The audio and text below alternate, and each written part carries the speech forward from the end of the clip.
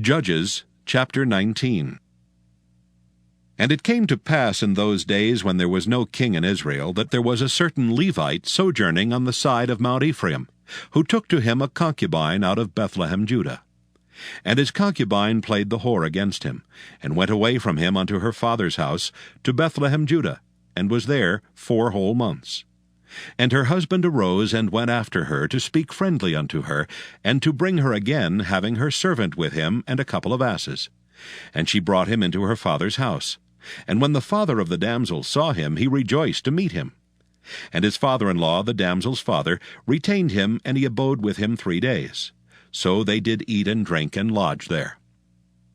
And it came to pass on the 4th day, when they arose early in the morning, that he rose up to depart. And the damsel's father said unto his son-in-law, Comfort thine heart with a morsel of bread, and afterward go your way.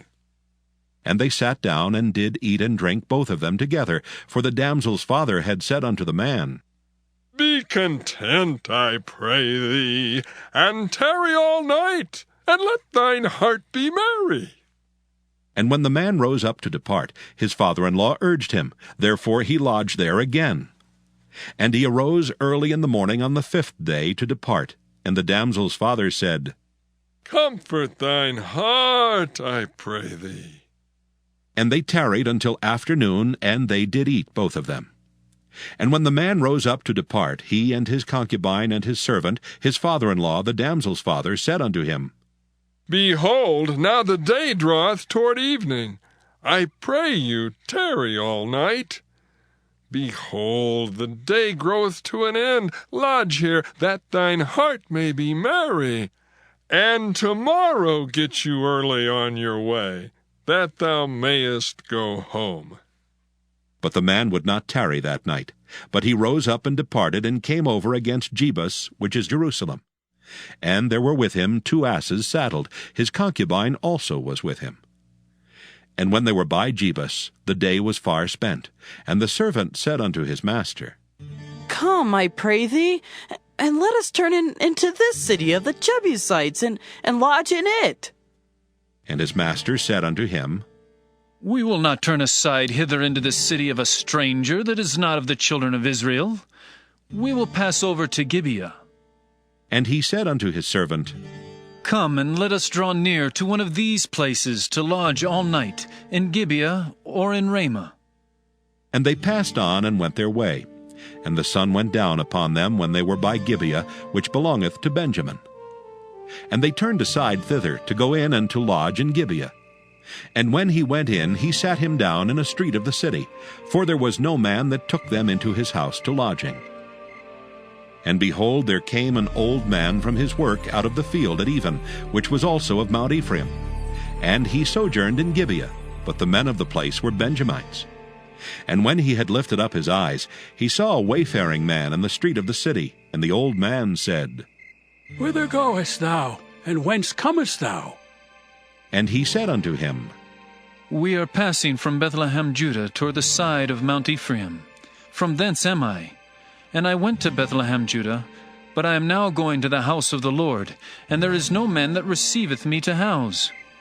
Yet there is both straw and provender for our asses, and there is bread and wine also for me, and for thy handmaid, and for the young man which is with thy servants. There is no want of anything.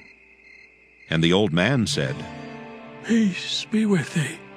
Howsoever, let all thy wants lie upon me. Only lodge not in the street. So he brought him into his house, and gave provender unto the asses.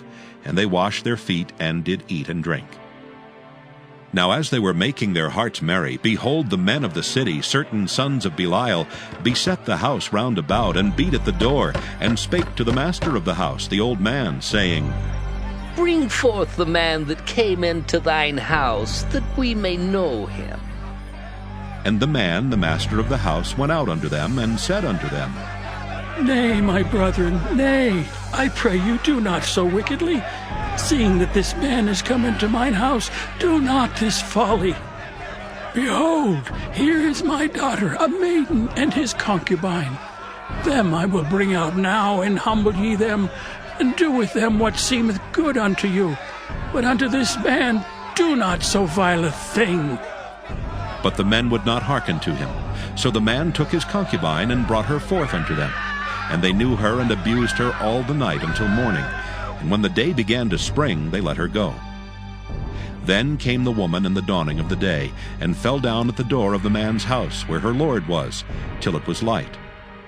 And her lord rose up in the morning, and opened the doors of the house, and went out to go his way. And behold, the woman his concubine was fallen down at the door of the house, and her hands were upon the threshold. And he said unto her, Up, and let us be going. But none answered. Then the man took her upon an ass, and the man rose up and gat him unto his place.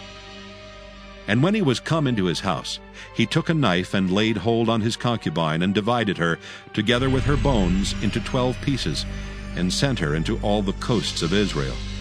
And it was so that all that saw it said, There was no such deed done nor seen from the day that the children of Israel came up out of the land of Egypt unto this day.